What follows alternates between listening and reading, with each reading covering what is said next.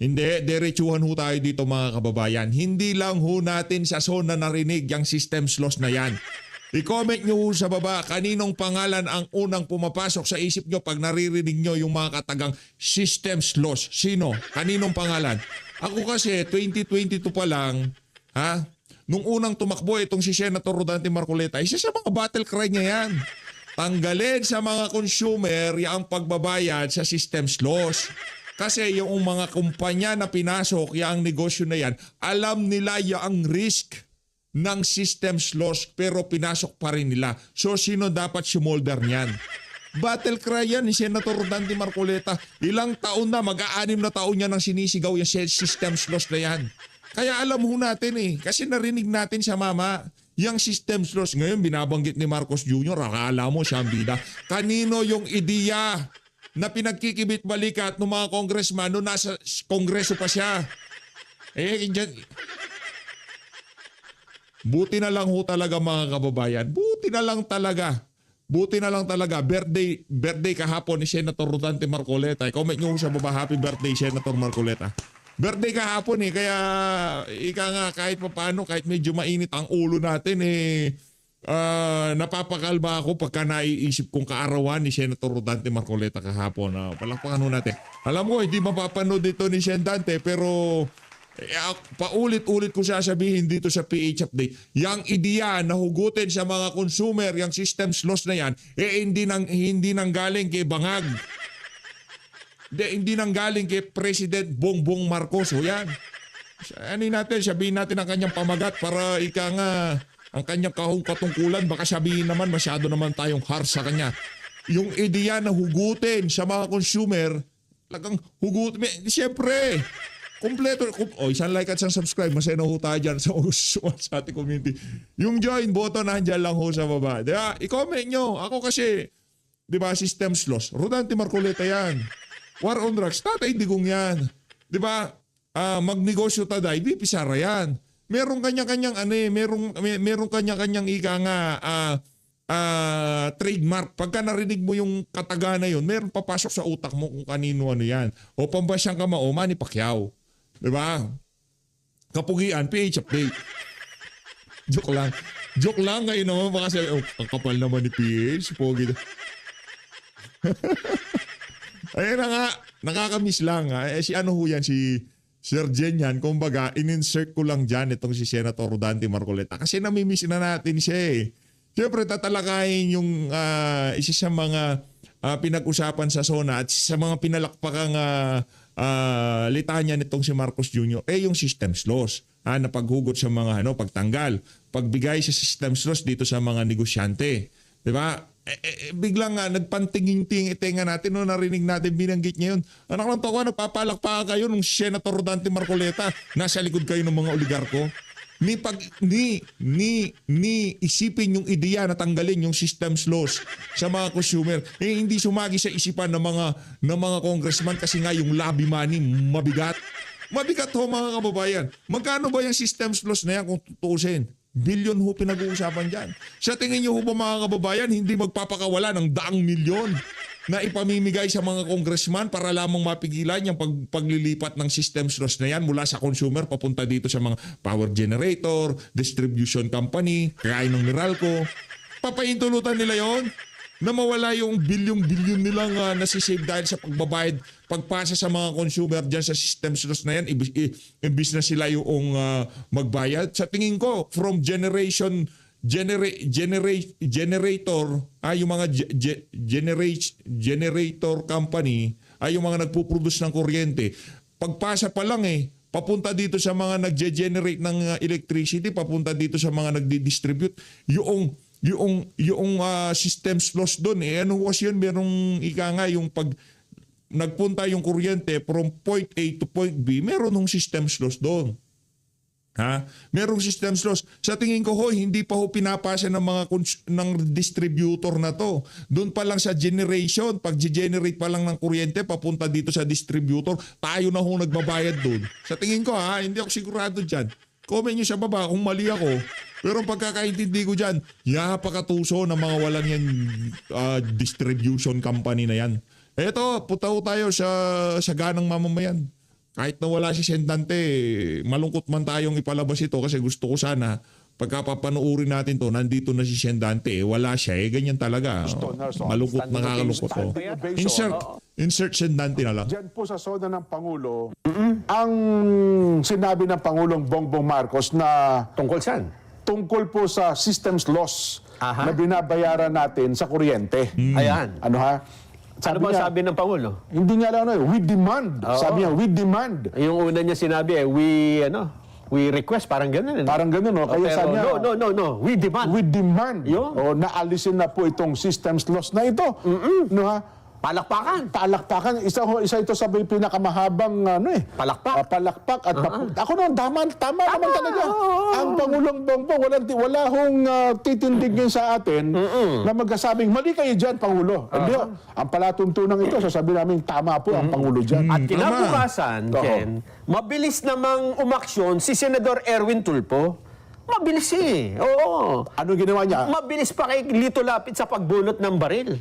Ba? Sa pelikulang Julio Valiente. Kasi siya ang chairman ng Senate Committee on Energy. Oo. Ano ginawa niya? Di ba si Julio Valiente may hawak na isang patalim?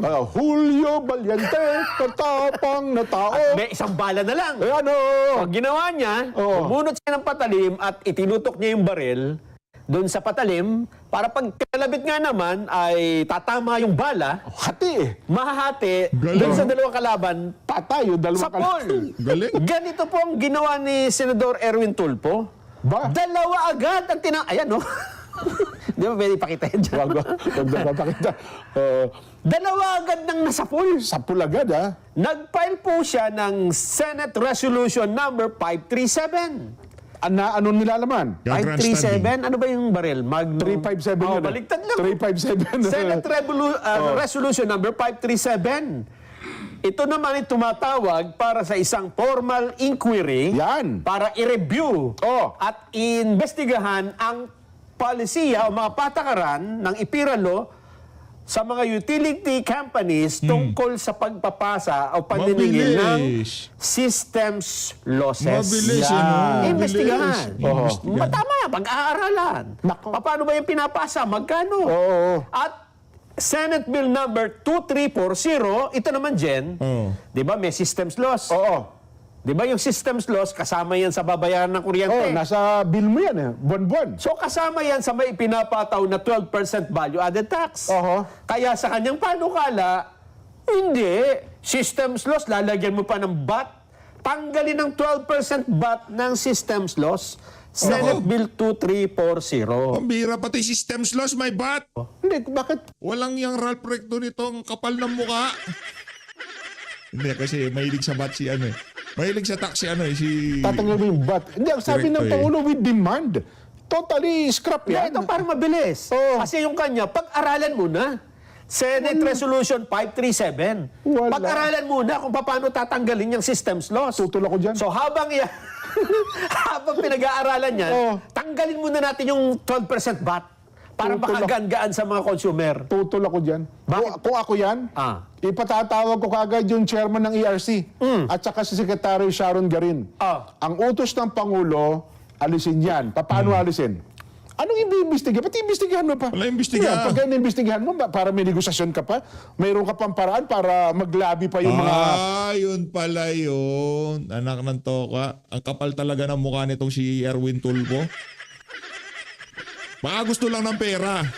Nasa sa likod niyan? So gusto mo, tanungin na kagad. Tanungin, paano? Tapos, gawin na natin kagad. Gawin na natin, yun ang Huwag ano. nang yung Senate Resolution 537. Walang Matagal to di ba? kataran. Eto. Ayan, namimiss kong manood. Palakpakan natin. Yan yan, next episode. Pa-shoutout ako ha.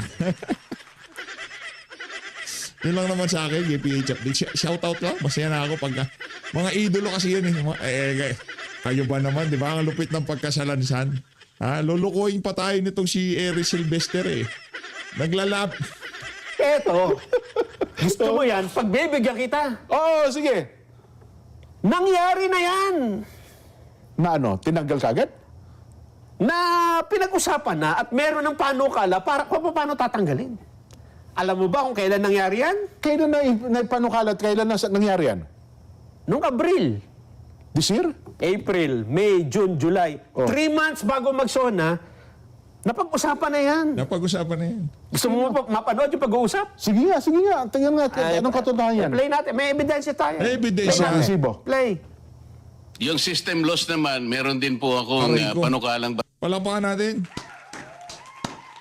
Diba? Yan ang... 3 months pa nga lang yan eh. Yung atin, naririnig na natin yung systems loss na yan, noong congressman pa siya sa party list. Diyan pa sa House of Representatives. O nung nag-ingay na siya na nag-ingay, tinanggalan siya ng mga chairmanship, mga vice chairmanship. Matagal, battle cry niya ho yan. Battle cry ni Senator Dante Marcoleta yung systems loss na yan. Ang gusto nga niya, wala nang ayuda eh. Yung mga kababayan nating mababa ang kuryente na merong threshold, pagkapasok ka doon, libre ka na. Yun ang gusto niya eh. Baka next na, yun naman ibibida ni Marcos Jr., magnanakaw ng ideya yun eh. Wala naman problema manggaya. Ako naman ho kasi, hindi tayo hindi tayo against yan, di ba? Walang problema yung panggagaya na yan. Okay lang yung gayahin. Pero ginaya mo for the sake na makapagpabida-bida ka lang, wag na lang. Pagka ginaya mo, gawin mo, tutuhanin mo. Kasi itong si Sendante, wala lang siyang kakayahan. I mean, senador siya. Pero pagka na-overpower ka ng bilyon na mga lobby money galing sa mga kumpanya na involved dyan sa negosyo na yan, malaki yung problema yan, di ba? Billion yan eh. Billion yung maano nila dyan, mawawala eh. Kasi pagka tinanggal sa consumer, sa kanila huhugutin. Pagka sa kanila hinugot, bawas sa revenue nila yun. Ayaw nila yun. Mas gugustuhin lang bigyan ng tag 100 milyon ang mga congressman. Tagda 2 milyon ang mga senador. Kaysa tanggalin yung systems loss na yan at ilagay sa kanila, mas gugustuhin pa nila yun. Kasi yung pagbibigay ng pera sa mga congressman, one gives lang yun. Sa bigayan lang yun, tapos. Diba? Bibigyan kayo tag 200 million, 50 million, huwag kang bumoto dyan sa basic na systems loss na yan. 50 million. Ilang congressman yan, bigyan lahat. Bigyan lang yung sigurado tayo na hindi na maipapasa yan. Yung mga opposition, wag yan. Kakanta yan eh. Yung sigurado lang na hindi papasa, bigyan mo. Magkano yon? 2 billion? Kikita pa rin ng mga electric company na long run. Bayaran na lang yung mga congressman o baka wala ng pera si Marcos Jr. Siya ang gusto magpabayad dito sa mga ano. Baka, hindi ko sinasabing nagpapalabi siya sa mga... Ganyan lang naman kasi yan. batas dyan. Ganyan lang naman kasi. Kasi po, Mga mukha kasing pera yung mga yan. yung dalawa pong bahagi yung system laws, isang non-technical at saka yung technical. Ayan. Sa technical, pwede na natin silang pagbigyan. Talagang kasama po kasi sa sa negosyo. Although sa akin po, ipapalagay ko yung ipapalagay kong business risk yun eh. Business, Pero pwede ayan, ko nang oh. pagbigyan eh. Sa kanya ko narinig yan eh. Lahat na sinasabi ko sa inyo, inuulit ko lang yung sinasabi ni Sen Marcoleta. Sa kanya ko narinig yan. Kaya nung narinig ko na sinabi ni Marcos Jr., pinatay ko na yung TV. Ayoko na mag-sona. Nabuisit eh, no? Pero yung non-technical, yun maliwanag po na dapat ay hindi ipinapasa sa consumers. So, doon sa aking panukalang batas, kaugnay po yun doon sa sinabi ng Korte Suprema. Huwag mong ipapasa sa consumer ang mga gastusin na hindi ng isang distribution utility na hindi naman nakapagbigay ng benepisyo sa kanya. Maliwanag na maliwanag. Yung non-technical po eh. Katulad po halimbawa, nasira yung metro. Non-technical po yun. Nagkaroon ng inefficiency sa panig ng staff, ng accountant nila, iba yung yun po yung non-technical eh. Yung filthy rates. Ninakaw po ng maraming mga magnanakaw ng kuryente. Bakit po natin ipapapasan? Yun po yung gusto kong tingnan natin. It is an angle that should also be investigated. Wala kang kontra doon, Atty. San Juan.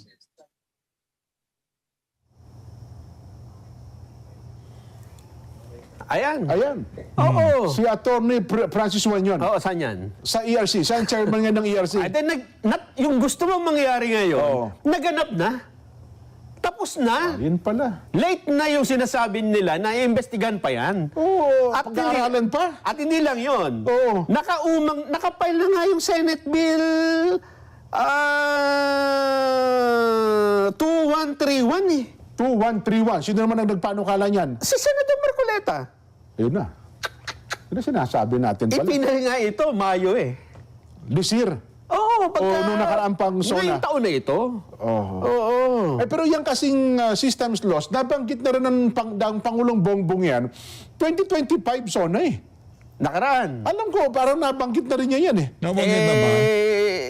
Bakit hindi Nabanggit niya, hindi niya nabanggit. Ang nakikita ko lang kumikilos para dyan sa systems loss na yan, si Senator Rodante Marcoleta. Period. umuusad ang panukalang ito? Dito sa panukala, Jen, di ba yung binabanggit kanina, mayroong technical systems loss at non-technical.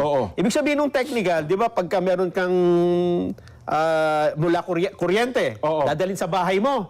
So May singaw daw yan eh. dadaan May singaw yan. Kable. sa kable, natural na yung pagdaan, may nawawalang Ayun nga, tama. kuryente. May singaw nga raw. Gano'n pa, paano sumisingaw yung kuryente? So yun lang yung sisingilin. Alam mo ba kung ilang porsyento yan? Magkano yung singaw na yun? 1% lang.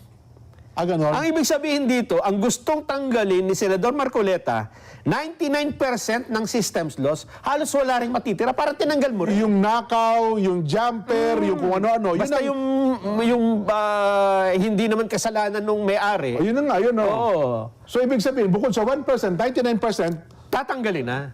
Dito sa Senate Bill 2131. yun ang malinaw pala naman eh. Meron na. Meron na. At saka amendments nung IPIRA law. Meron din siyang Senate Bill tungkol dyan. Dalawa. 10 yan, tawag niya Senador Marcoleta, 10 power bill yan eh, di ba? Oo. Kaya ibig sabihin nito, Jen, ano itong ipinail ni Senador Erwin Tulfo? Nako. Bakit noon, may Senate bill na matagal na nakapile, ay hindi naman inaaksyonan, di ba? Yun. Hindi nga kinakalendaryo eh. Buhayin nyo kasi tataka nga, di ba ang panawagan ng Senador pagalawin nyo man lang, ipakalendaryo nyo lang itong mga panukala ko. Ngayon, parang iba nga, binabaspas si Senador Marcoleta dahil sa yun daw 2,000 pesos na pinangako sa Nahanap. kuryente. Sabi ni Senador Marcoleta, wag na tayong 2,000, 200 na kilowatt 200 kilowatt per hour monthly. Yun ang exempt natin. Wala na kayong babayaran basta 200 kilowatt per hour pababa. Napapatakan niya yan 2,400 more or less. Saan kukunin ng pambayad? Doon na niya sa mga ayuda.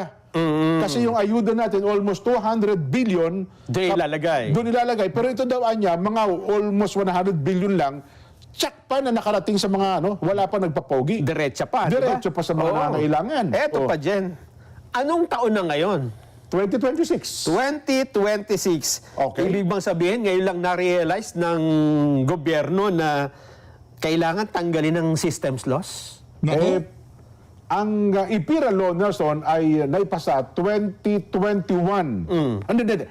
2001 o 2002. Kaya ang IPIRA law ay 20 taon na pong umiiral. Oo. At ngayon, after 20 years, na-realize natin mukhang hindi na akma sa kasalukuyang sitwasyon. Kaya dapat talagang i-amend na. At hindi napakinabangan ang nilalaman ng IPIRA law. Kaya nga, nung banggitin ng Pangulo yung systems loss sa SONA ngayong 2026, sincero kaya siya, Jen, na talagang nararamdaman niya ang... Dapat. Ano sa tingin mo? Dapat sincero siya. Ibig bang sabihin talagang nagmamalasakit sila sa taong bayan? Palakpakan pa naka-standing ovation Nagtayuan ang lahat ng mga mababatas. Eto naman ang tanong. So 2026 ngayon, kung kayo ay sincero na tanggalin ng systems loss, bakit yung House Bill number 160 na nakapile noong pang June 30, 2022, 4 years ago, ay hindi naman hindi umusad sa Kongreso. Sino nagpanukala niyan? Si Senador Rodante Marcoleta. Ayun lang. At Aray ko. nakapaloob dyan, yun ang pagtanggal sa systems loss, Ayun. kasabay din ang pagtanggal sa BAT. Senador Erwin Tulfo. Gwapo na naman kayo, hindi na kailangan magpagwapo, sir.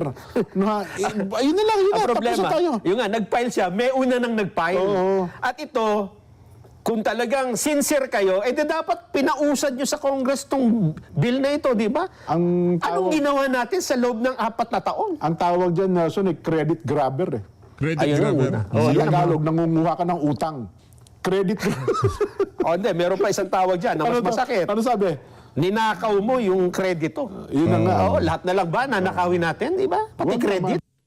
Nakakasama naman ho talaga ng loob. Alam natin kay Senator Rodante Marcoleta yan. Bigla-bigla, dami nagpapapogi ngayon. Oo. Kahit na po nakakulong si Senador Marcoleta, buhay nga, wala nang problema pa, di ba? Ako, sabi ko na, napakadali eh. Kung ako si Senador Erwin Tulfo, Chairman Francis Juan, halika nga dito, tsaka Secretary Sharon Garin. Halika kayo, tayo mag-usap na maghapon. Walang lalabas sa kwartong ito. Halimbawa, sa Senado, walang lalabas sa kwartong ito hanggat hindi tayo nakagagawa ng isang aksyon na magpapatigil ng systems loss. Hindi nga. Kahit nga hindi nyo gawin eh. Meron na, nakalatag na nga yung bill eh. Nakapile na nga sa Senado eh. Hindi yung akin, kasi pag nag-bill, Nelson, dadaan pa sa proseso eh. Ay, Di, hindi. baka kasi kako mayroong kaparaanan na pwedeng outright eh. Nasa batas eh. Hindi po pwede. Kailangan ganon? talaga may batas. Oo. Nagre-reklamo nga si MVP dyan eh. MVP, Kilala mo si MVP? si Ginoong Manny B. Pangilinan, sa kanya na ngayon ng Meralco eh. Yes. Ang sabi niya sa isang statement, Ano sabi? nakita ko lalabas. Kasi kung ako si MVP, ipaubaya ko na yan. Ayun ang mali. Hindi ganyan. Ganun ba? Hindi ganyan. Di ang siya kanyang- pumayag? Ang kanyang tanong, kung tatanggalin ng systems loss, kanino mo ito ipapasa?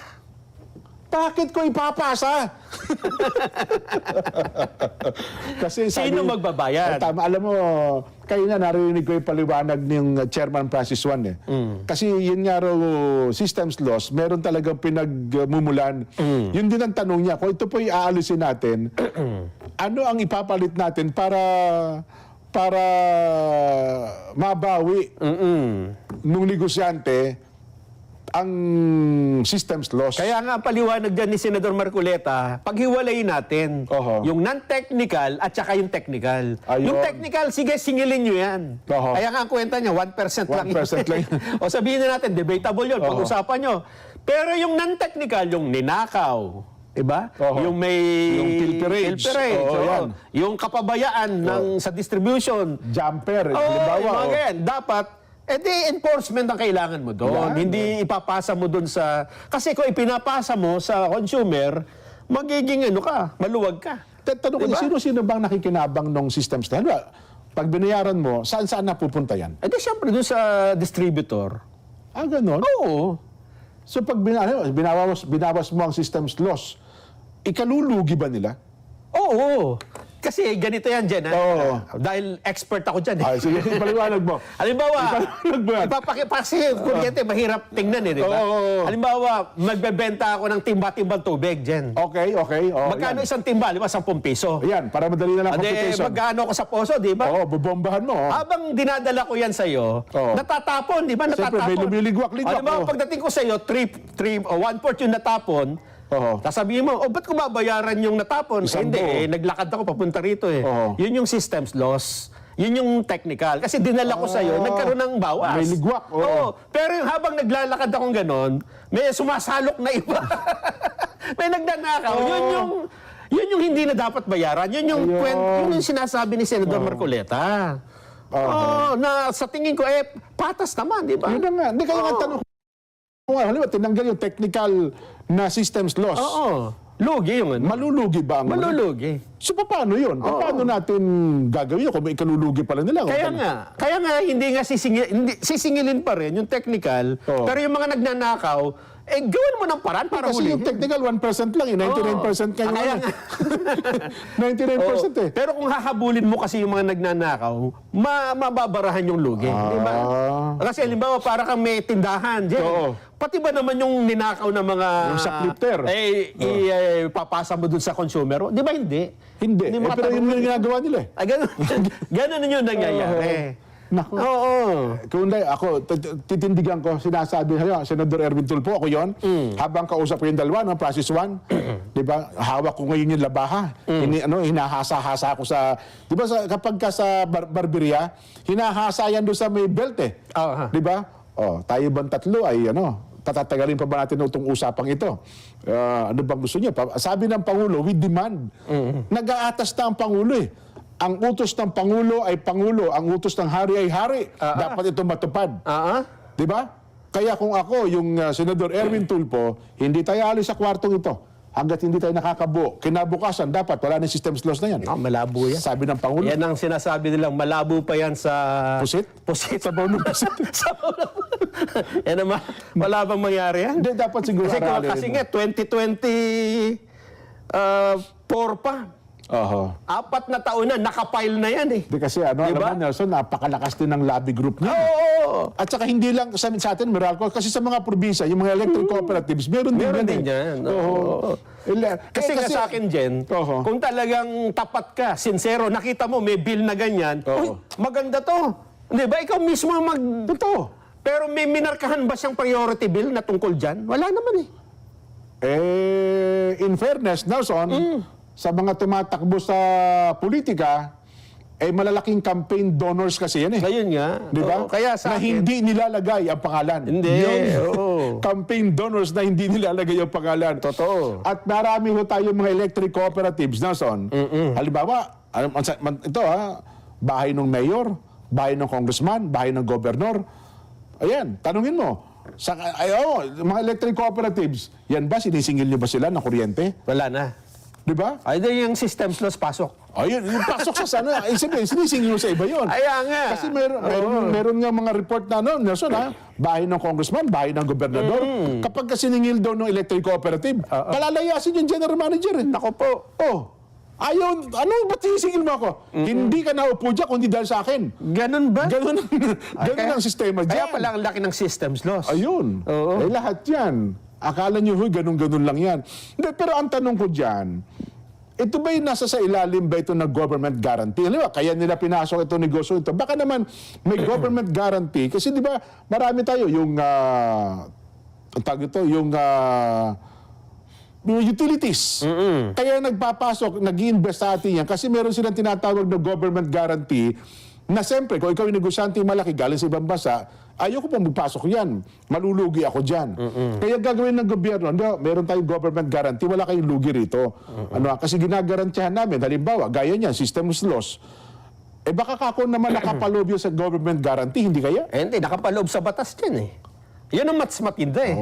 Kasi hindi mo magagalaw at hindi mo pwedeng tanggalin kung hindi mo aamyendahan yung batas. Ganun. Kaya kailangan mo talagang palitan yung batas. Baka naman kasi kako, kailangan lang na executive order ng Pangulo. Hindi ba kaya na executive order Hindi yan? rin kaya. Hindi kaya. Oo. So dadaan talaga sa proseso? Dadaan talaga sa proseso. Kasi pagka dumami ang involved dyan, Nelson, may sa kabilang banda, yung mga nagpalakpakan na yun, lihim na matutuwa talaga yun. Bakit? Siyempre, sabi ko nga sa'yo, may mga lobby group yun eh. Maapektuhan ang kanilang negosyo. Hindi basta-basta kung susukatin mo, magkano ba isang taon nakita sa systems loss? Meron ba tayong computation yan? Wala pa rito eh. Ganon? Oo. Kaya isang buwan lang. Kasi kung halimbawa, gumagastos ka ng 1 bilyon o 2 bilyon, yun ba yung maabot ng bilyon ba kada isang taon? Nayata, ganun? abot yan. Di yung sabihin ko na halimbawa, kalahating bilyon na lang, gagastusin ko pang labi. Di hindi na uusad ng batas na yan? Hindi na. Kaya nga Ganon? dyan, magtataka ka pa. Di ba, sinabi ko na sa'yo, ang tagal nang ipinapile yan. Paulit-ulit na nga, di ba? Yun na nga. Yan gusto ko kasi happy ka eh. Yun nga, si Enrile pa nag-file yan. Wala na siya. Hindi naman din na ipasa, di ba? Nako. Oo. Kaya sa tingin ng marami, ito'y pakitang tao lang, yung pagtatanggal sa systems loss Hindi, at yung pagpapile ng mga maaagang... Kasi ang tagal lang nakapile niyan. Nabulok na. Ako, Di ba? Nelson, hindi, naniniwala ako sa 2 taong termino ni Pangulong Bongbong. Ano yan? Ang tingin ko dyan, mauna pa yung racket dyan. Anong racket? Yung racket. Pagpapasalipaw-paw ng racket. Mauna pa yung racket. Nako po. Ay, nako. Dito tayo magkakasubukan. Dito tayo magkakaalaman. So Kakaalaman siguro, tayo dyan. sa part ng 2 kapulungan, nasa likod niya ang di ba? Nung nagsasalita ang Pangulo, nandun ang Senate President, nandun din pong House Speaker. So ang challenge ngayon, sapagkat sabi mo nga, dadaan ito sa batas, doon sa 2 leader ng 2 kapulungan. Kaya nga. Diba? Importante ding mabanggit sa SONA. Speaker Boji D. Para gumalaw yung mga congressman. Yan. At yung mga senador. Ang problema, kung gagalaw. Sana gumalaw. Dapat sila gumalaw. Ay, kung gusto nilang mabilis, may nakapile na eh. Merong version sa House yan, Jen. baka maging, sabi nila, baka maging credit ni Senator Marcoleta Ayan yan ang problema. Pagka ang iniisip natin, imbes na yung kapakanan ng taong bayan, ay yung kung sino ang gwapo rito, kung sino sikat, kung sino ang bida, ay wala tayong patutunguhan. Kapag ginawa natin yan, ang magiging bida niya, Senator Marcoleta, baka maging presidente yan sa 2020. Yun nga, malamang. Hindi na nga magiging batas yan. Kapag kayo nang tinignan. Yes. Pero kung yung lahat ng mambabatas na pumalakpak, nag-standing ovation sa Pangulo, ay talagang magpapakatotoo na son, ako sa tingin ko, lalo ngayon, budget hearing. Di ba? Budget hearing, DOE, ERC, hindi namin na-aprobahan ang budget ninyo hanggat hindi natin ito natatapos. Di ba? Ano na tayo? Gumamit na tayo mag-flex na tayo ng muscle, sakalin na natin dapat sakalin na. So, kasi kung hindi po, wala, lalaruin tayo ng mga ito. Di ba? Ibig ba sabihin, magpapalaro tayo sa mga malalaking negosyante sa Pilipinas? Matagal na. Matagal na. Ay, nako. Masakit ang bagay na yan. Masakit na katotohanan. Pero hindi natin dapat lunukin, Nelson. Kasi, anong tawag natin doon? Kasi kung ganyan ang ganyan, mahihirati yung mga yan. Mahihirati po yan. Totoo. Ang problema ay